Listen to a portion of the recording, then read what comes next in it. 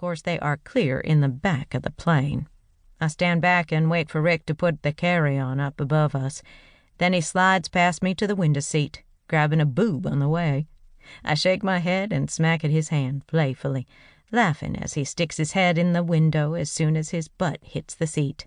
Even though we're in our 40s, he is still like a little kid looking out the plane window. Once I get settled and the stewardess finishes her speech, I feel the plane start to speed up.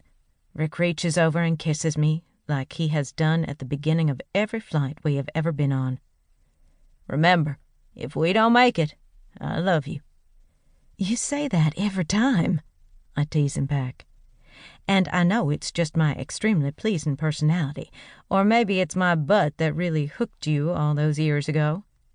But yes, I know you love me. So no doom and gloom are allowed from here on out. We are headed for fun in the sun. The plane takes off, and the flight attendant tells us to relax and enjoy the ride. I get out our earphones and my Kindle. Rick takes one side of the earphone, and I take the other, as we listen to the music he flips through together on his phone. I turn my Kindle on and get ready for a long flight.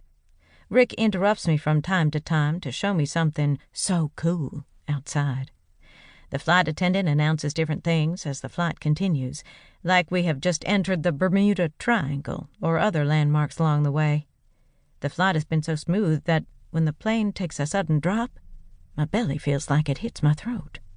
Wow, that was sudden. I see Rick angling his head upwards. He is trying to look up higher through the window. "Honey, what is it? Do you see something?" "I'm not sure. The sky has been clear and a beautiful blue the whole way, but all of a sudden, there's a large shadow over us, and I swear it looks like it's getting bigger." The plane starts to shudder, and I grab Rick's leg. It all happens so fast that no one has time to respond. The plane comes to a dead stop right in the middle of the sky, hovering in midair. I am jerked so hard forward I hit the seat in front of me, falling to the floor.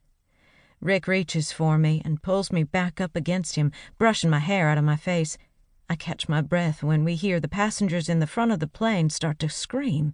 A few people rush to the windows, trying to see what the massive shadow is that has settled over us. A loud whining sound starts, and I see sparks pouring down from the ceiling. Before my mind can comprehend what is really going on, the top of the plane is ripped wide open, peeled back like a sardine can. Something jumps from the hole in the roof and into the middle aisle. The very first thing that crosses my mind is that thing is not human. I look over at Rick, who tightens his arms around me, and I can see he is as shocked as I am. 3 more creatures fall from the sky and into the plane. And I mean they are creatures out of some sci-fi movie. Damn, did I hit my head? This was my second thought. They're so tall they have to duck down inside the plane, even with half the roof torn off. And for the love of God, I swear I counted 4 arms. For some reason, I don't notice much of anything else about them but those damn extra arms.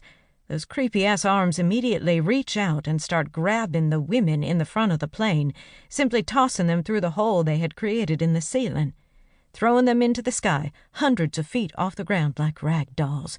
Their screams of terror echo throughout the plane. The largest of them grabs a teenage girl, pulling her away from what I assume is her mother. She fights against it, punching and kicking, trying anything to get away from the monster holding her. I watch in horror as one of the arms stabs something into her side. She immediately goes limp in its grasp. It doesn't even look as it throws her upwards with such force. She hits part of the torn ceiling, and a piece of the jagged metal tears her head completely off. Her mother's agonizing cry breaks my heart. Then a splash of something wet hits my face, bringing me out of my trance. I instinctively reach to wipe my face off. When I look down, my hand is covered in that girl's blood.